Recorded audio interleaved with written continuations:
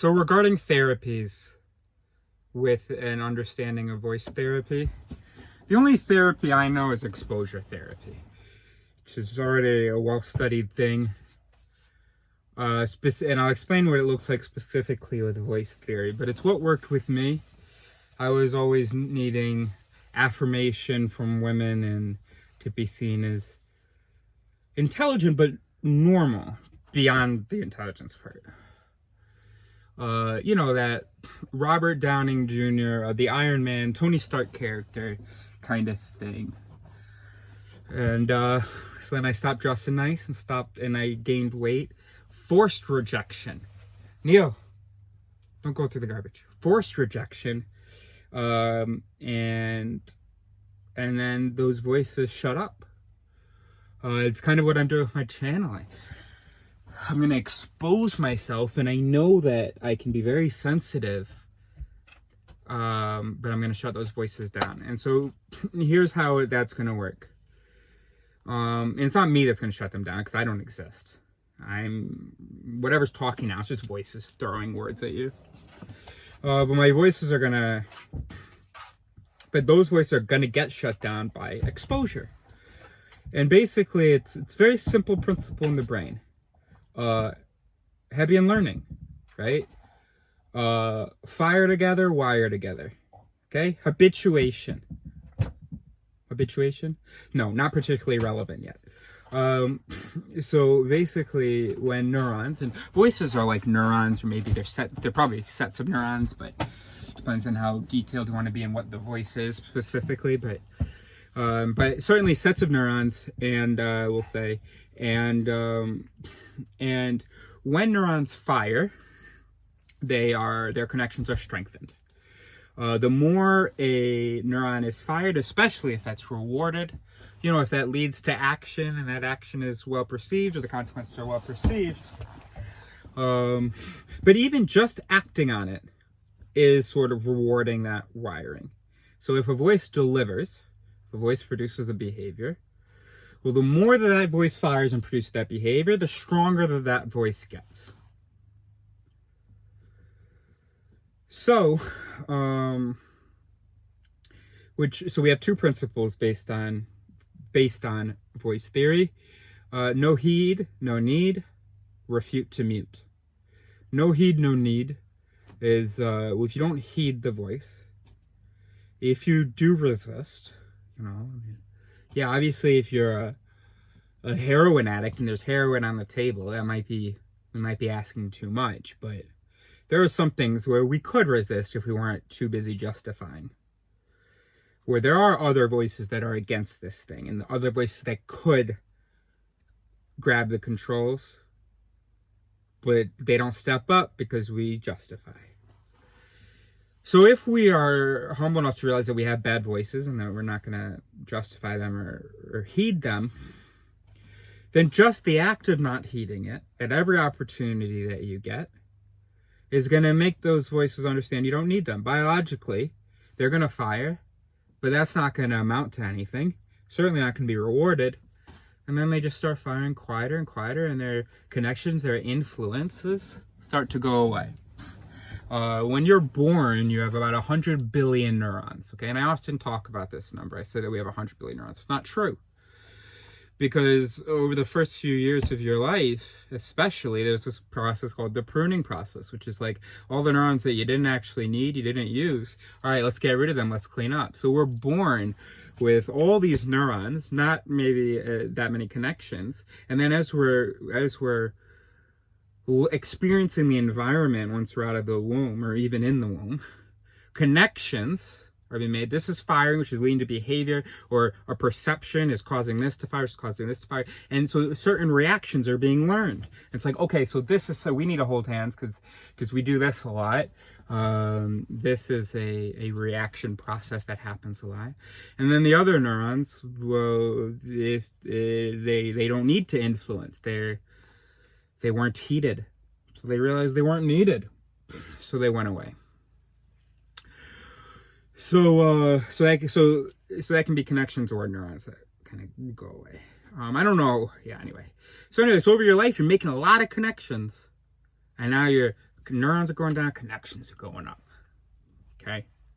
So anyway, so if you don't heed it, those neurons aren't needed. If they're not heated, they're not needed.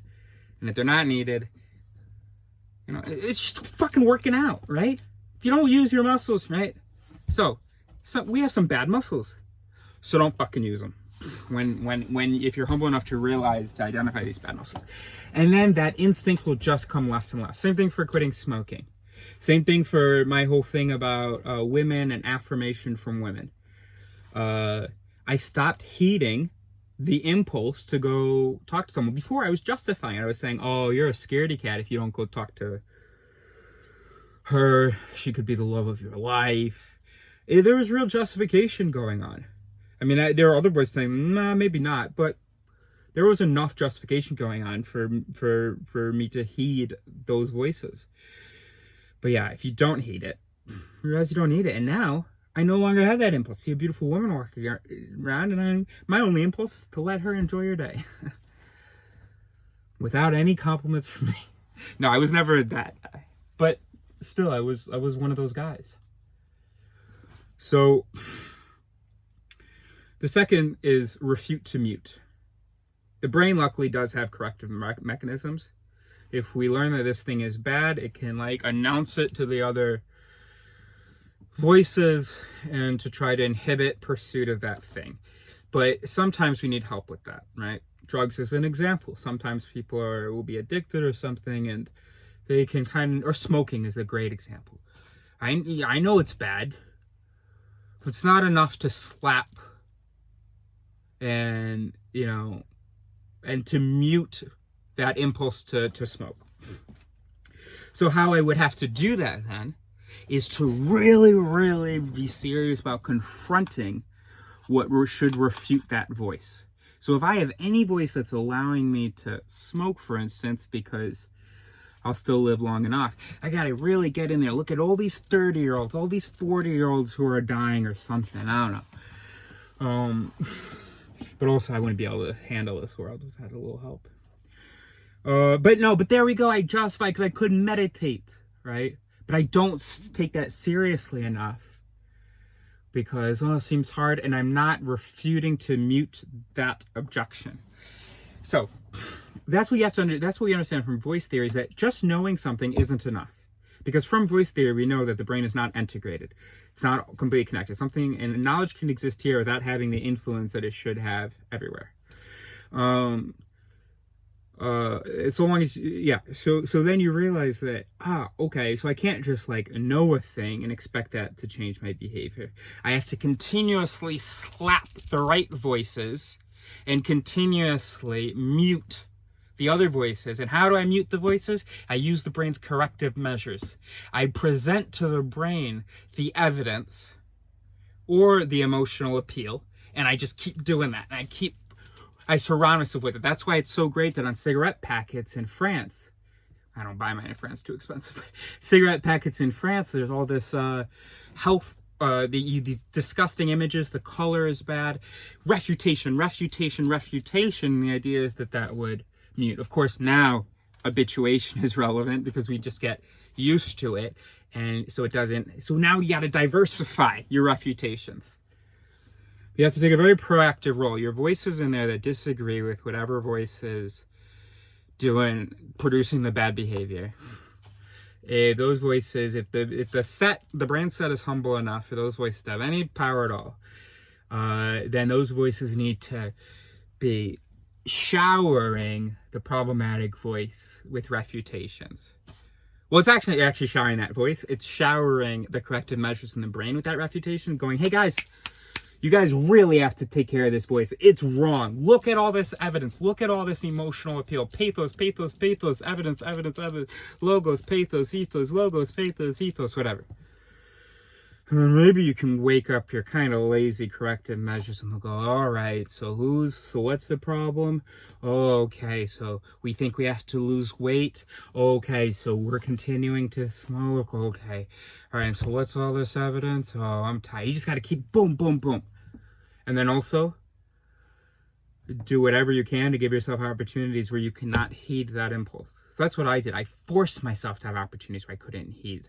I gained weight such that anytime I ever had a thought about talking to a woman, I had this gross beard and everything. And I was just clearly not taking care of myself. I smelled. Well, I still smell, but... And, yeah, and it was just constant an inability to heed. And so the voice learned, so there's no need. And in addition to that, oh, well, there was a lot of me reminding myself of all the beautiful women I had dated where it hadn't been anything, and how just misguided I've been, and then also just how just constantly reminding myself, saying out loud how stupid it is that my sense of value seems to depend on that. I talked to you guys about it. I made videos about it. That helped me refute it. That helped me mute. So, no heed, no need. Refute to mute. And there we go. That's how, that's my only idea so far for a therapy, for how to revoice yourself about something. And basically, refute to mute. No need, no heed is the thing that's like exposure therapy. But refute to mute is also, we see that also with exposure therapy, because just by exposing some situation and everything's still being okay. You know, me not chatting a woman up, or a woman not liking me or something, and then me going and hanging out with guy friends for the first time who were not attractive, and who were not going to be able to help me get women, and everything being okay. That exposure, well, that was a refutation of my impulse to do otherwise, to want to have conventionally attractive women around. So it's basically just, I might not actually be saying anything new, but what I hope to be adding is just that knowing something isn't enough, because there's no such thing as knowing something. You mean there's a voice saying something? There's a voice that knows something? You mean there are some voices that know something? You mean that when you talk as though you know something, but you even still, those voices that are talking, there might be other ones that are... So you have to, so if we refocus that, we just say, okay, let's talk about it in a behavioral sense. No heed, no need. Because this video could have been 5 minutes, as you know. Well, not really, because I mean, it's just that the bulk of the good stuff you got in the first few minutes. But we hung out and it was fun. So you have to really try that. You would have to first not justify. That's the only way you would be able to not heed. I have OCD. Never once in my life justified it. I'm lucky. I'm like, just give you something, a little treat for that, since you stayed for 15 minutes. My first panic attack, I had no idea what was happening, because I mean, it wouldn't even occur to me that it was an anxiety thing. It was a purely physical thing for me. I was panicking because my body was shutting down and I'd been driving 80 miles an hour, and I thought I was going to die, but yes, there was something that was sort of bothering me before that. But lots of times, and then I was, oh shit, panic attack's coming. I'm actually sort of okay. I think I'm okay with this thing. Any voice that is talking to you now, my experiences, I'm fine with this thing. My body is freaking out. And then with my OCD, there were things that I would obsess about, that I would need to compulsively do or know, and I never ever justified them. Never ever justified them. Hated it. I was like, this is stupid. I mean, imagine if I was a germaphobe, if I was the OCD germ person, I'm like, I'm not over here like, oh yeah, disease, big concern. I'm over here like, oh fuck, I'm sorry. It'll just be another 10 minutes. I'm so embarrassed. I got lucky that there was some kind of a severance in my brain. So it's easy for me to not justify and to do the no heeding and to then learn I don't need it. It's easy for me to refute because I don't justify. It's easy for me to say, like, so my OCD was romantic. So it's easy for me to say, just, she clearly loves you. Well, I didn't have the refute to mute principle, so I didn't say it enough. But because I thought I was reasonable back then, I would say, you know, hey, Era, stop it. She clearly like loves you. Stop being such a pathetic thing that like needs her to say it again or whatever. Turn your phone off. You don't need to see if there are messages from her, blah, blah. So I was able to try to refute, but I should have done even better. And this is, now that I understand that I'm not reasonable, this is how I would do it. There you go.